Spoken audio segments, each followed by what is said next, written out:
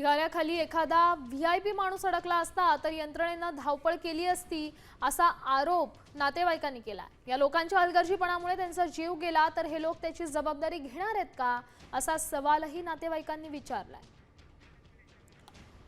तर पुन्हा एकदा नातेवाईकांकडून हे संपूर्ण बचाव कार्य अतिशय संत गतीने हळू करण्यात येत आहे। त्यामुळे आमच्या नातेवाईकांना, आमच्या अडकलेल्या माणसाला जर काही झालं तर याची जबाबदारी कोण घेणार असा संतप्त सवाल नातेवाईकांनी केला।